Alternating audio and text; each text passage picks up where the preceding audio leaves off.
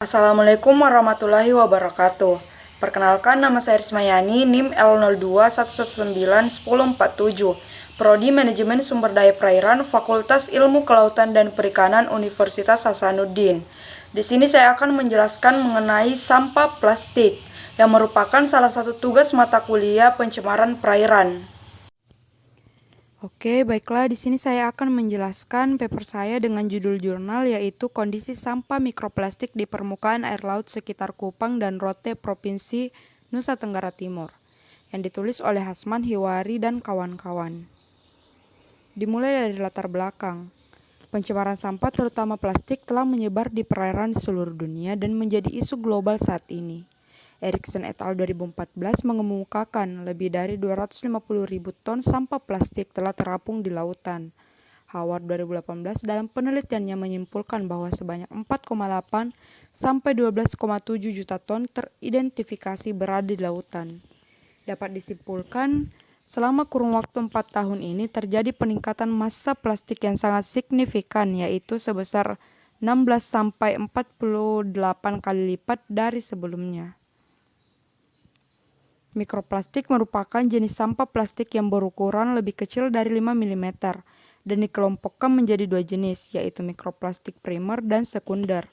Efek yang ditimbulkan dari mikroplastik ini mengkontaminasi segala biota di laut, contohnya pada hewan-hewan bentos maupun ikan pelagis.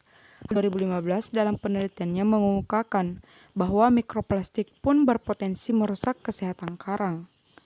Laut Sawu merupakan daerah dengan kelimpahan hewan karang dan keanekaragaman hayati lainnya. Diketahui pula bahwa di daerah di Kupang dan Rote merupakan tempat wisata dan kegiatan nelayan yang mampu menyumbang sampah ke perairan laut.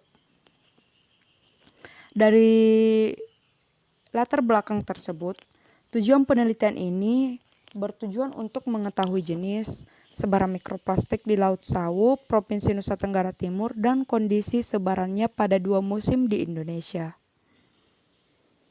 Metode penelitian ini dimulai dari pengambilan data, di mana pengambilan data telah dilakukan pada tanggal 3 sampai 10 Juni 2018 di Laut Sawu, Provinsi Nusa Tenggara Timur.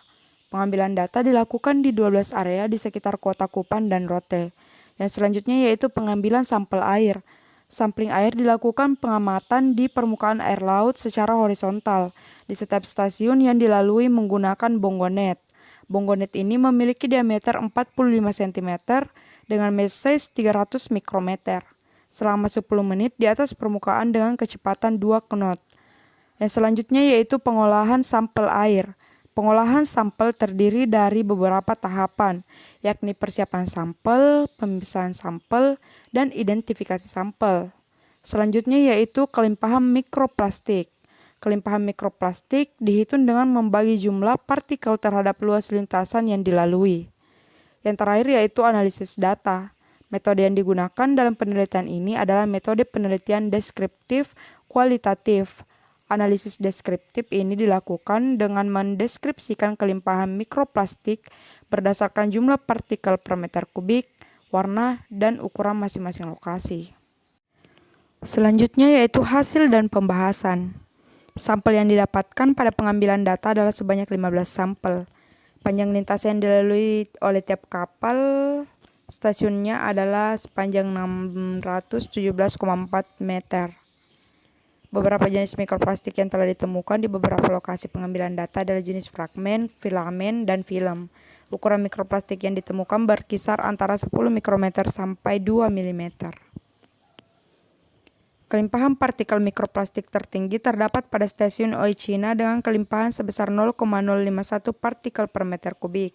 Pulau Kambing, Selat Semau, dan Selat Kupang merupakan daerah berdekatan dengan lokasi sampling data. Densitas mikroplastik yang ditemukan cenderung sama, sedangkan di sebelah utaranya terdapat ekowisata mangrove yang merupakan daerah yang tercemar berat dengan jenis sampah plastik.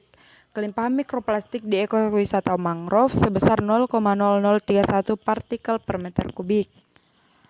Stasiun Boa memiliki kelimpahan sebesar 0,015 partikel per meter kubik. Hasil mikroplastik di Pulau Oselei di dominan ditemukan dalam bentuk fragmen, sama halnya dengan ditemukan di Boa yang merupakan potongan-potongan benda plastik. Pulau Ndana merupakan salah satu pulau terluar di Indonesia dan tidak memiliki penduduk. Maka mikroplastik yang ditemukan diduga berasal dari pulau-pulau sekitarnya yang terbawa arus, hingga memasuki di perairan di Pulau Ndana. Diperkirakan mikroplastik ini berasal dari stasiun Boa dan Oeseli. Pantai Nemrala merupakan wilayah padat penduduk yang juga menjadi kawasan pantai wisata yang kerap dikunjungi wisatawan untuk berselancar, sehingga banyak aktivitas perhotelan. Mikroplastik yang banyak ditemukan di perairan Nemrala, baik permukaan maupun kolom air, adalah bentuk fiber yang berasal dari fragmentasi monofilamen jaring ikan, tali, dan kain sintesis. Jumlah sampah mikroplastik di Nemrala adalah 0,0064 partikel per meter kubik. Mikroplastik di pantai Oengae banyak ditemukan adalah pelet dan fragmen. Pada perairan Sosandale, mikroplastik yang ditemukan 66% berukuran sangat kecil dari yang lain. Hal ini menyatakan mikroplastik yang ditemukan telah mengalami proses degradasi yang cukup lama. Pantai Tiang Bendera merupakan pantai berbatu yang menjadi objek wisata destinasi yang kerap kali didatangi pengunjung, namun tidak terlalu ramai. Mikroplastik yang ditemukan didominasi oleh bentuk fragmen dan fiber. Dari seluruh data mikroplastik yang ditemukan, warna mikroplastik yang didominasi adalah warna hitam. Warna hitam dapat mengindikasikan banyaknya kontaminan yang terserap dalam mikroplastik dan partikel organik lainnya. Tabel ini merupakan kelimpahan sampah mikroplastik di beberapa lokasi di dunia. Dilihat dari densitasnya, Laut Sawu termasuk di dalamnya Kupang dan Rote memiliki densitas yang cukup rendah. Jadi kesimpulannya yaitu jenis mikroplastik yang ditemukan pada lokasi pengambilan data adalah jenis fragmen, filamen, dan film. Ukuran mikroplastik yang ditemukan berkisar antara 10 mikrometer sampai 2 mm. Di mana pengambilan data dilakukan di 12 area yaitu Kota Kupang dan Rote, diantaranya ekowisata mangrove, Selat Kupang, Selat Semau, Pulau Kambing, Oicina, Oengae, Sosandale, Pantai Tiang Bendera, Nemrala, Ndana, Boa, dan Oeseli. Kelimpahan partikel mikroplastik tertinggi terdapat pada stasiun Oicina dengan kelimpahan sebesar 0,051 partikel per meter kubik.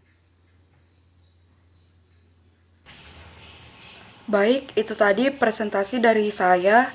Lebih dan kurangnya mohon dimaafkan. Saya akhiri dengan wassalamualaikum warahmatullahi wabarakatuh.